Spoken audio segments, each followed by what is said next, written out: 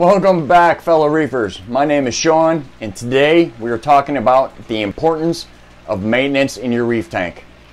So, what are we talking about as far as maintenance?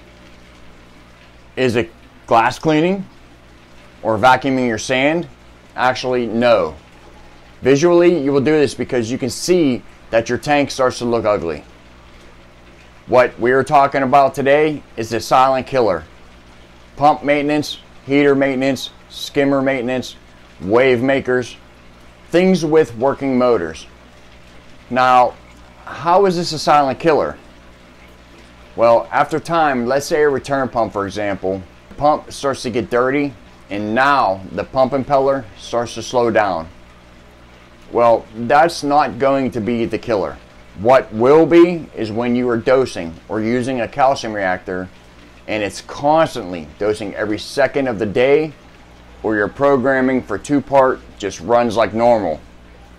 Your alkalinity or KH in your main display will read that your KH or alkalinity is in fact getting lower and lower. Perhaps you're running at a 9 DKH.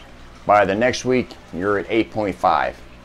Instinctively, you will adjust your doser or reactor to pump more soda ash and calcium or effluent to bring up those levels. And as you test each week, your values are coming down and you gradually raise them, thinking that your corals are consuming it. This is wrong.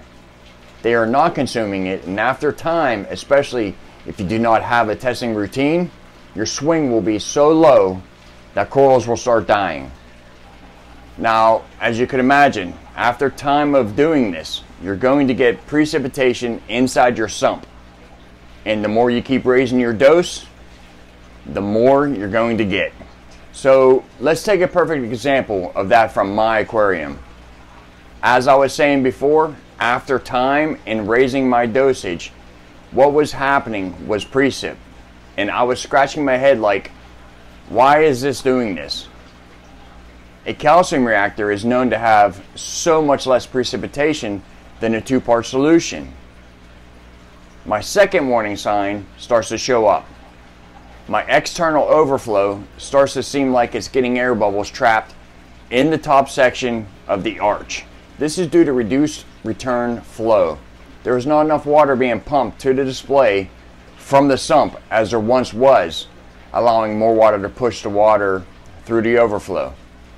But you a lot of times are not thinking about that, including myself. Your third warning sign, and usually your most fatal mistake. You lose vacuum inside the overflow, causing 2 potentially bad things to happen. Either your auto top off will continue to do its thing and eventually overflow your aquarium onto the floor, which has happened to me, or you will have a big KH spike when you restart the overflow. How will it spike my KH?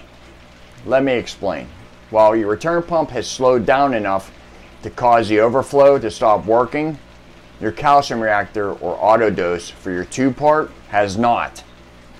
It's just getting higher and higher KH levels in the sump. So when you restart your overflow, you push that KH back into the tank at one time. This can lead to a lot of coral death. Now, I shut off my return pump, took it out, and really did a good job cleaning it. Once I reconnected the pump and started it back up, it was the same thing. Nothing was fixed. Normally, my return pump speed is on the lowest setting on the controller. At this point, I was running the return at full power. Instantly, you want to go and order a new pump or send it back if it's under warranty, right? And I almost did that. I took a step back, looked at my plumbing, and thought, what could be going on? I had so much precipitation going on in the sump, and I really had to clean the pump. This return pump was really caked. However, the pump was clean now.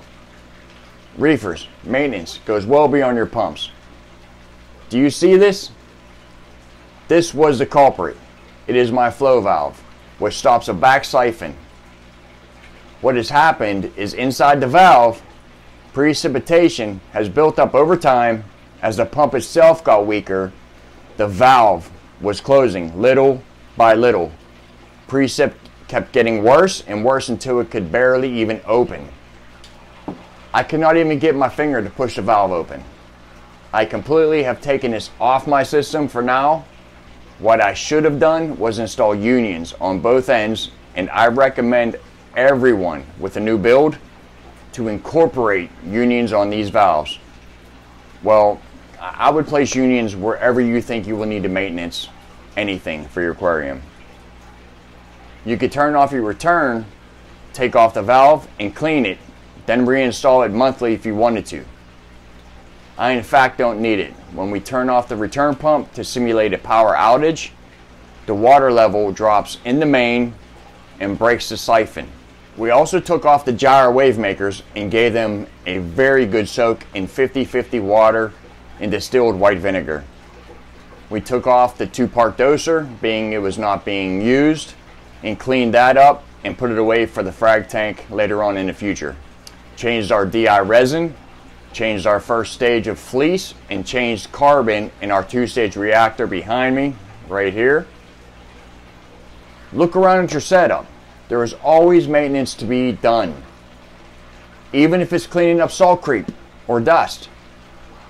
After some advice on my reactor, I have raised my pH inside the reactor to 7.4 and looked and found a spot where air was slowly leaking in, creating all the bubbles inside the reactor. I have also upped my milliliters per minute to 45 ml per minute, and all seems to be doing great now. No more bubbles at all. I still need to remove a lot of the calcified precip in the sump, but I'm thinking the precipitation should go away now. So reefers, before you think you have a bad pump, clean it. If it's still bad, look further as to what could be going on wrong first. You may find the issue like we did and save yourself lots of money in the process. Stay up on that maintenance. Next weekend, we are heading to Cleveland, Ohio for a frag show. We will have a sit-down talk with the creator of this new coral event, talk to vendors, have a look at their best pieces, all kinds of fun stuff. So until then, we'll see you on the next one.